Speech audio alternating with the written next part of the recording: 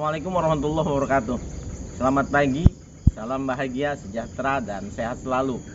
Di Sabtu pagi yang cerah, segar, dengan pemandangan yang asri, saya, Otong Rosadi, menemani sahabat kanal Otong Rosadi untuk berbincang-bincang.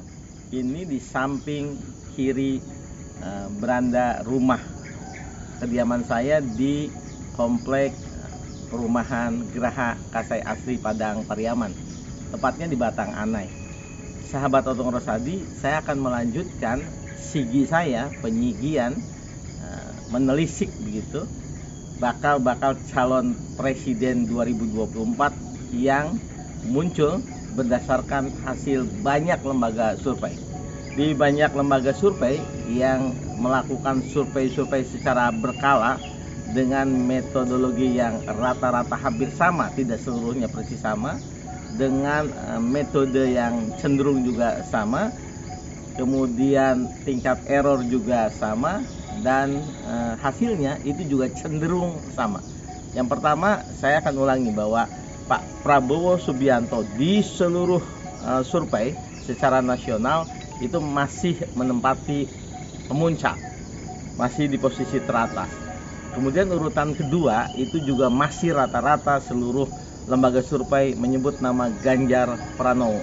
Yang berbeda adalah ketika urutan nomor 3, 4, 5, 6, 7 dan seterusnya. Di level nomor 3, kecenderungan lembaga survei juga menyebut nama Anies Rashid Baswedan. Dengan berbeda 1-2 ada yang menyebut nama lain. Lalu yang berikutnya nomor 4 Sandiaga Uno dan nomor 5 Ridwan Kamil. Di berbagai tempat posisi atau nama Ridwan Kamil itu sering juga disebut menempati posisi yang nomor 4 atau bahkan ada 1-2 nomor 3.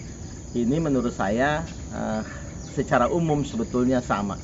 Yang keenam kemudian ditempati oleh, atau yang kelima rata-rata ditempati oleh Sandiaga Uno, kemudian atau Ridwan Kamil bertukar. Yang keenam itu ada nama Agus Harimurti Yudhoyono, AHY, dan kemarin tentu saja saya mengatakan ada rising star gitu, itu Kang Deddy Mulyadi. Oke, kita tidak akan bahas lagi hasil yang terbaru teranyar dari lembaga survei Jakarta yang 3-4 hari lalu saya sudah bahas.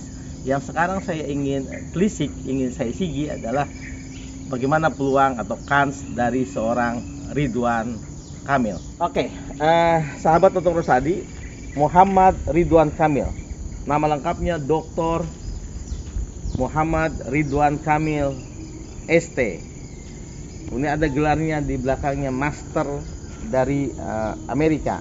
Muhammad Ridwan Kamil biasa dipanggil dengan Kang Emil ini lahir di Bandung 4 Oktober 1971. Kang Ridwan Kamil, biasa juga dipanggil dengan RK, adalah putra dari pasangan Dr. Haji Aceh Misbah, sarjana hukum, magister hukum, dan Ibu Dr. Randa Cucu Sukaisi. Sahabat, Pak Dr. Haji Aceh Misbah adalah akademisi dari Fakultas Hukum Universitas Padjadjaran. Beliau adalah dosen hukum internasional. Saya sempat bertemu dengan beliau ketika studi di Pati Ukur nomor 35, kampus Unpad. Sementara ibunya itu Ibu Dr. Randa Cucu Sukaisi, seorang wanoja, ibu yang berasal dari Tasikmalaya. Pak Aceh Misbah ini, Pak almarhum Dr. Aceh Misbah, ayah Pak Ridwan, adalah berasal dari keluarga pesantren. Beliau bersaudara dengan Kiai Haji Atang Abdul Kudus, ketua MUI yang lama sekali sampai wafatnya di Kabupaten Subang. Kakek Pak Ridwan Kamil itu pendiri pesantren Pagelaran. Ada Pagelaran 1, 2, 3 yang ada di Subang dan Sumedang. Beranjak dari keluarga pendidik, pesantren dan dosen, Kang RK kemudian hidup di masa kecilnya tentu saja di Bandung karena beliau dilahirkan di Bandung. Kemudian sekolah di SD Negeri Babarsari 3 Bandung, SMP Negeri 2 Bandung, SMA Negeri 3, sebuah SMA yang dikenal sebagai SMA teladan karena di sana lulusan-lulusan terbaik bersama-sama dengan SMA negeri lainnya, termasuk SMA 5 di sampingnya. RK kemudian melanjutkan ke arsitektur ITB sampai kemudian beliau lulus di usia 24 tahunan. Lalu setelah itu berbekal beasiswa beliau melanjutkan ke University of California di Berkeley, United States of America. Beliau menyelesaikan studi S2 arsitektur di bidang urban, begitu konon kabarnya. Lalu setelah itu beliau bekerja di firma di sebuah perusahaan arsitektur Amerika. Jadi tidak langsung pulang. RK kemudian pulang lalu mendirikan PT Urban Indonesia bersama kawan-kawan arsitek lainnya. Dan melalui firmanya itu, PT Urban Indonesia, beliau mengembangkan banyak desain, model, struktur arsitektur yang banyak dikenal orang dengan karya-karyanya. Dari sana kemudian bermula banyak media, banyak lembaga, banyak masyarakat, banyak komunitas yang kemudian memberikan perhatian terhadap Ridwan Kamil atas karya-karyanya itu. RK selain berkegiatan mengelola firmanya, beliau juga dosen di alma maternya, yaitu di ITB. Karenanya kemudian komunitas, masyarakat, warga Bandung kemudian berharap RK menjadi wali kotanya. Dan pada tahun 2013 ketika Pilwako, pemilihan wali kota Bandung, Ridwan Kamil kemudian diusung oleh dua partai besar yang mengisi DPRD Kota Bandung, yaitu Partai Gerindra, Gerakan Indonesia Raya yang kita kenal selama ini, dan tentu saja dengan Partai Keadilan Sejahtera. Mohon maaf ini bagi warga PKS, saya beberapa kali salah menyebut PKS sebagai Partai Keadilan Sosial. Sebetulnya tentu saja kita kenal dengan Partai Keadilan Sejahtera. Bersama siapa? Bersama almarhum Kang Oded. Dua orang terbaik Kota Bandung ini lalu kemudian memenangkan Pilwako di 2013 dengan suara yang relatif di atas rata-rata suara pilkada nasional, lebih dari 43%-an begitu ya.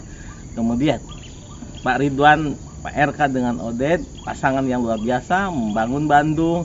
Puncak dari prestasi yang menasionalnya selain penataan taman-taman tematik Kota Bandung, kemudian trotoarnya yang luar biasa yang kita lihat itu, ada perhelatan ulang tahun konferensi Asia Afrika.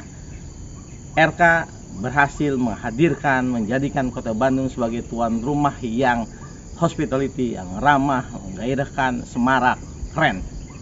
Dari sanalah kemudian harapan warga Jawa Barat untuk mengusung, mencalonkan Ridwan Kamil menjadi gubernur.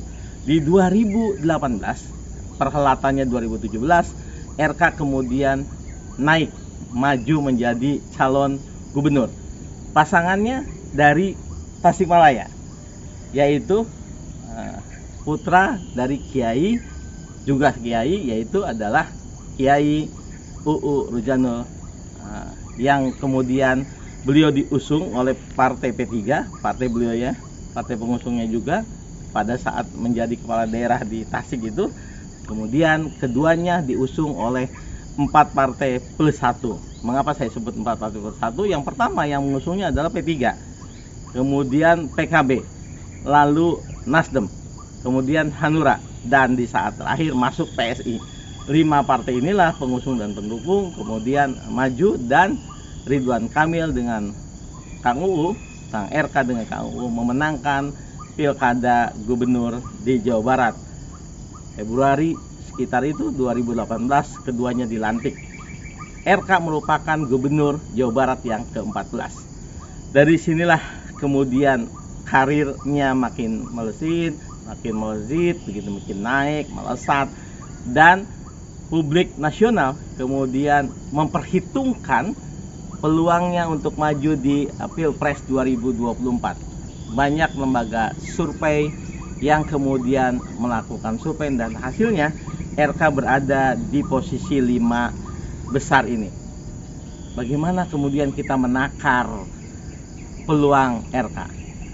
Pertama, Ridwan Kamil bukan berasal dari kader partai politik. Di 2 pilkada, Kota Bandung dengan Provinsi Jawa Barat, beliau diusung oleh paling tidak 7 partai yang berbeda. 2 Gerindra dengan PKS di Kota Bandung dan 5 di Pilgub. Dan itu berbeda. Karena PKS dengan Gerindra itu tidak mengusung RK ketika Pilgub. Paslon yang diusung oleh Gerindra dan PKS kemudian dikalahkan. Lalu kini ketika 4 pengusung yang membuatnya RK menjadi gubernur, juga ketua-ketua umum partainya belum menyebut nama siapa bakal calon presiden partainya masing-masing itu di 2024. Tetapi keempat partai dan 5 dengan PSI itu secara nasional adalah pendukungnya Pak Jokowi dan Kiai Ma'ruf Amin, bahkan kemudian masuk ke kabinetnya. Sahabat, dalam sistem pilpres di Indonesia, seorang calon presiden dan wakil presiden, pasangan presiden dan wakil presiden, berdasarkan ketentuan pasal 6, pasal 6A, disebutkan bahwa pasangan presiden dan calon presiden harus didukung atau diajukan oleh partai politik atau gabungan partai politik yang menguasai 20% kursi di DPR atau 25% suara secara nasional. RK Ridwan Kamil sedang terus mencari partai politik. Tentu saja istilah mencari tidak sama dengan kita-kita yang sedang mencari sesuatu. Di saat yang bersamaan sekarang partai-partai politik pun sedang mengincar tokoh anak bangsa terbaik siapa yang akan dicalonkan. RK termasuk salah satu di antara putra terbaik bangsa yang sedang dilihat, diradar begitu oleh para ketua umum partai dan nanti akan diputuskan secara resmi siapa.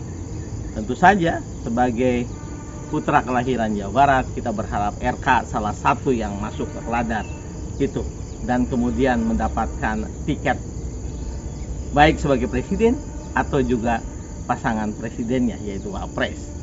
Tentu sejarah yang membuktikan. Itu yang pertama. Jadi RK bukan kader partai, apalagi elit partai yang memungkinkan tiketnya mudah diperoleh. Tetapi yang kedua yang harus diingat, seluruh ketua umum partai di Indonesia ada kecenderungan ia taat juga pada hukum besi dari survei. PDIP 2 periode mencalonkan Pak Jokowi meskipun Jokowi itu bukan kader partai dari PDIP, bukan juga pengurus partai sejak wali kota, gubernur, lalu pilpres, lalu presiden maksud saya, itu lebih karena Ibu Megawati dan PDIP menyadari masyarakat menginginkan sosok Insinyur Joko Widodo dari berbagai survei. Yang kedua ini tentu saja memberi peluang untuk Pak Ridwan Kamil ketika elektabilitas surveinya makin melejit. Yang ketiga, faktor Jawa Barat. Bagaimanapun penduduk Jawa Barat yang hampir sama dengan Malaysia 30 jutaan lebih, ia mempunyai potensi suara 27 jutaan kurang lebih. Yang kemarin posisinya di Pilpres itu 16 jutaan untuk Pak Prabowo Sandi, 10.750.000-an untuk Pak Jokowi. Dari sisi ini tentu saja Jawa Barat menjadi lumbung suara nasional. Kalau RK Gubernur Jawa Barat menjadi calon presiden atau wakil presiden sekalipun, maka pendulangan suara potensinya karena primordialisme dalam politik selalu ada sebagai salah satu identitas dimanapun. Sahabat Otong Rosadi, kajian ini memang masih dangkal, tetapi kita akan lihat dan setiap masa, setiap periode, setiap waktunya saya akan mengupdate lagi. Ini sekedar ulasan, tetapi tentu saja berdasarkan hasil riset-riset kecil, bacaan-bacaan saya. Mudah-mudahan orang Sunda, Tandang, Makalang, Mugia menang. menang cek orang Sunda mah. Nuhun. Terima kasih. Assalamualaikum warahmatullahi wabarakatuh.